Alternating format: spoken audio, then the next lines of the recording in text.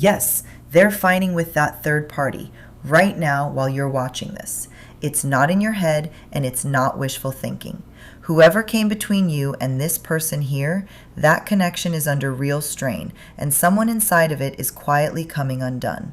So if that's the confirmation you clicked on this video for, you're in the right place. Stay with me, because there's a lot more to this than just, they're arguing. And before anyone types in the comments like, but who's the third party? Hold on, I'm about to tell you who it is for you. For most of you watching, the third party is another romantic person, someone your person got involved with, chose, chased, or hid behind. If that's you, this reading is going to fit really closely. But for a smaller group of you here, there's kind of a second layer. It isn't that a friend is the romance. It's that a friend, a coworker, or someone in their circle helped it happen, introduced them, encouraged it, covered for it, told your person that walking away from you was the smart move. So if you've had this gut feeling that somebody on the outside had their fingerprints on this, hold that thought, because it comes back later. Underneath both versions, the story is the same. Someone slipped in between you two. It looked easy at the start, and it is straining hard now. So let's get into it. I want to start with you, because you're the most honest presence in this whole story. Here's what's coming through first. On the outside, you look fine. You're functioning, you're showing up. The people around you probably think you're handling this beautifully. But that's not the truth, is it? You're not looking for comfort right now. You're looking for the root of it. The surface story doesn't satisfy you. They just moved on. They just clicked with someone new. That answer almost insults you, because you can feel there's a whole layer underneath it that nobody said out loud. You need to know 3 separate things, and they're not the same thing. When did it actually shift? Because you sensed there was a moment before the moment. Were you replaced, or were you quietly avoided long before anyone else even appeared? And was it real, or were you loving something that had already turned its attention elsewhere while still standing in front of you? That's why you can't fully close this door. Not because you're weak, because something in you knows it was never finished honestly, and you refuse to bury a thing that was never properly explained. That's not you being stuck in the past. That's your self-respect declining to sign off on a story that doesn't add up. But look what you did do. You stopped chasing. You went quiet, not loud. You're not the one flooding anyone's phone. You went still. And in a situation that's spinning out for everyone else, your stillness is the strongest position in the room. Hold it. Now I want to slow down here, because I'm getting one specific scene, and this next part may only be for a smaller group of you. If it doesn't fit, let it pass. A reading like this can't land the same for everyone. But for the ones it's meant for, it's going to be really clear.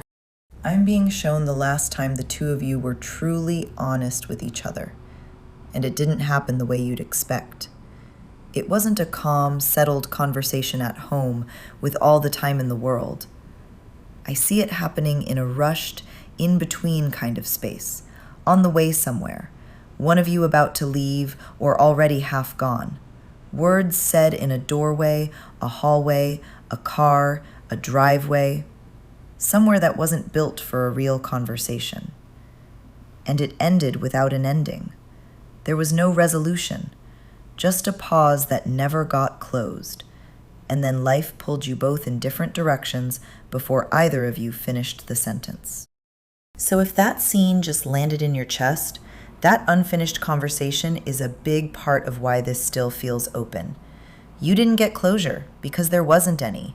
You got interrupted. For the rest of you, hold on. Your version is coming. Now let's talk about them.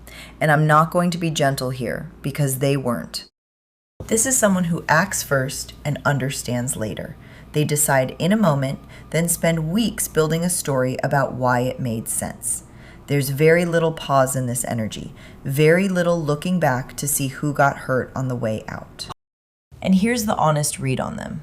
They didn't run towards something better. They ran away from something that asked them to be accountable. Defensive the second they're questioned, prone to going quiet instead of explaining. They make enormous promises in emotional moments and then feel trapped by their own words a week later. They want total freedom and constant reassurance at the same time, and they resent it when they can't have both at once. There's a restlessness around them, always slightly in motion, not quite on your rhythm, not quite on your schedule. And it isn't only about where they physically are, it's who they are on the inside, unsettled. Because settling would mean being seen, and being fully seen is the thing this person is most afraid of. You saw them clearly. That's exactly what drew them in, and exactly what they eventually fled. Now, the third party, and I can already feel some of you bracing to hate them. Just ease off that for a second, because the truth here is a lot more interesting than the anger.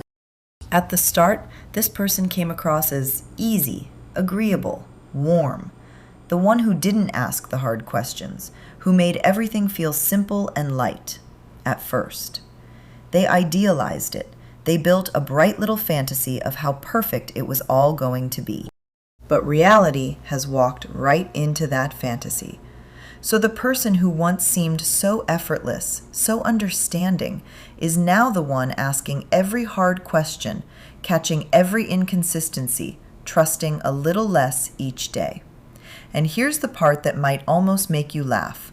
They're now standing exactly where you once stood, competing with a memory they can't see, asking for reassurance they can't consistently get, slowly realizing they may have been chosen for convenience more than for love. They're not the villain here. In a lot of cases, they were handed an edited version of you and told it was the whole book. But they're learning, in real time, what you already know. Here's the second thing I want to name. And again, this may only be for a smaller group of you. Take it if it fits, leave it if it doesn't. I don't get the feeling this connection began the obvious way, through some app or a stranger out of nowhere. I'm being shown a shared environment, a workplace, a training, a temporary project, a recurring gathering, somewhere the two of them kept ending up in the same room, over and over, until familiar quietly turned into something else. It grew through repetition, not through some dramatic spark. And there's one particular person in that setting who mattered. Not the romance itself, somebody beside it. A friend, a coworker, a mutual connection who made the space for it, who smoothed it over, who, when the timing got awkward, helped it stay quiet a little longer than it should have. So if you felt that this didn't happen entirely on its own, that somebody helped the door stay open, this is the thread you were feeling. For everyone this doesn't fit, no problem. Let it move past you. The next part is wider. Let me name the real reason underneath all of this, because I think this is where a lot of you are stuck. They didn't leave you for someone better. They went through the door that was easier to walk through. You asked for emotional honesty. You asked for accountability. You asked the questions that made them look at themselves, and they weren't ready to hold that gaze. The third party, at the beginning, asked for none of that. They offered acceptance without requiring any growth, attention without a mirror, a soft place to hide from the version of themselves you kept gently insisting they become. They confused easy access with easy compatibility, and those are not the same thing. A door being easy to open tells you nothing about whether the room behind it is worth standing in. The problem was never that you were too much. You were exactly enough, and some part of them knew they weren't ready to be loved by somebody who actually saw them. So they chose what wouldn't look too closely, and now they're living inside that choice. Now let me take you inside what's actually happening between them right now, and this third scene may, again, only be for a portion of you, but it's specific, so you'll know if it's yours. On the surface, they still look like a couple, still holding up the appearance of "we're fine" for everyone watching. But privately, I'm seeing a very particular strain, and it's about a practical thing, not just feelings. There was something the third party was led to expect, a next step, a concrete move forward, sharing a space, merging their lives more fully, some real commitment that was implied or promised in the warm early days. And that step keeps getting delayed, postponed, talked around. Every time it comes up, it slides into soon, not yet, let's wait. And that stall is the crack the whole thing is breaking along right now. Because the third party is realizing the promise and the follow-through don't match. The same gap, if you think about it, that you once felt from the inside. It's the identical pattern, just aimed at somebody new. The words were generous. The commitment underneath them was not. If that fits your situation, you already feel it. If it doesn't, let it pass. But keep the shape of it because it tells you something true about how this person operates. So what are the fights actually about? 3 things. Trust, because the third party can feel an inconsistency they can't fully prove. Broken promises, those big emotional vows from the beginning that reality isn't backing up. And you, yes, you. Are you named in those arguments? Sometimes, but mostly you're the presence in the room that doesn't need a name. The third party asks whether they still think about the past. Your person snaps that they're being insecure. But they're not being insecure. They're being accurate. They can feel you in the silences. They can feel that the sentence with you was never finished, and that unfinished sentence sits in the room like a third chair nobody will acknowledge.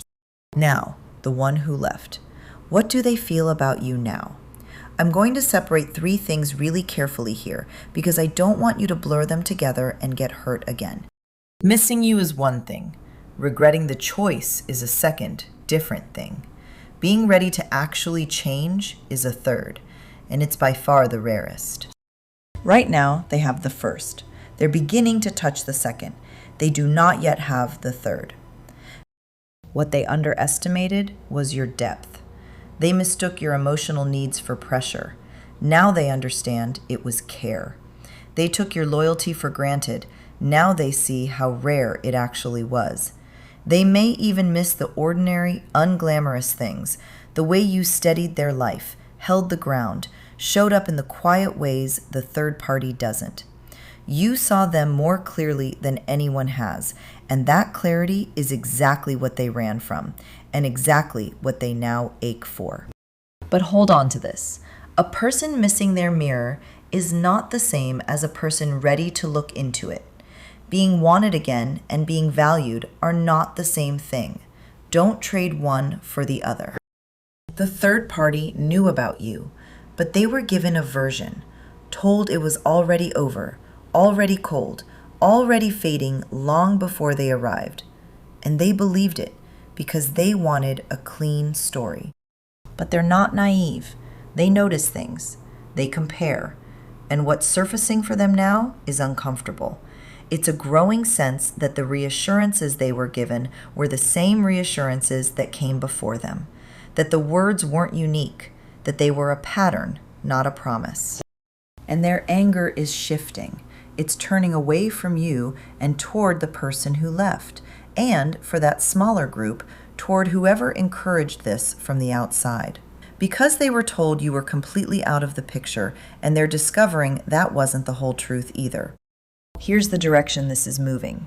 That connection doesn't quietly smooth itself over. The strain sharpens around honesty, around a promise that keeps not being kept, around a moment that finally can't be explained away. And after that comes a pause, a cooling, a distance they won't announce publicly right away because appearances matter to this person more than truth does. And somewhere in that opening, they may reach back toward you. If it comes, it likely won't be a clean, brave, I was wrong. It'll come sideways, an old memory, a shared joke, a practical excuse to reconnect, something that lets them knock on the door without admitting why they're really knocking. And I want you to understand the why, because it may not be the flattering one. It could be genuine regret. It could be loneliness. It could be guilt wearing the costume of love.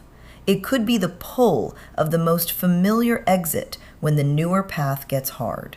Those are very different engines, and you're allowed to ask which one before you feel anything about it.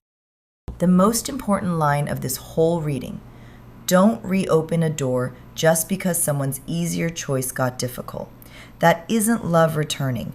That's discomfort looking for a familiar place to rest. You're allowed to notice the difference. So what do you do with all of this? Nothing you have to force. You're not required to respond to anything the moment it arrives. The older version of you might have jumped. This version can let it sit and watch what someone does rather than what they say. Because you're the settled one. You're the root of this whole story. You don't have to move toward anyone. If something real is going to happen, it moves toward you, and it does it properly. And properly has a shape worth remembering. Honesty about what actually happened, the whole of it, not the edited version. A clean, finished ending with the other situation, not an overlap, not a we're still figuring it out. Accountability for specific choices, named plainly, not fogged over with a vague apology. And consistency over time, not one moving, tearful, convincing conversation. Anyone can perform a single good evening. What earns trust is a pattern. If those things aren't there, you already have your answer, and you're allowed to keep your peace either way. Whoever you are, wherever this reached you tonight, your need for the whole truth was never too much. It's your compass, and it's been pointing straight the whole time, even in the stretches when someone told you it was broken. It wasn't. The clarity you're waiting for tends to arrive in pieces, through behavior, through what surfaces on its own, through time doing what time does. You won't have to force it into the light. Stay grounded. Stay honest with yourself. Let the situation show you what it is. You are not the one who has to prove anything here. You already have. If this resonated, tell me down in the comments how much of it fit for you and which part was yours, since not all of it is meant for everyone. Give this a like so it reaches the next person who needs it, subscribe so the next reading finds you, and I'll see you soon. Take care of your heart.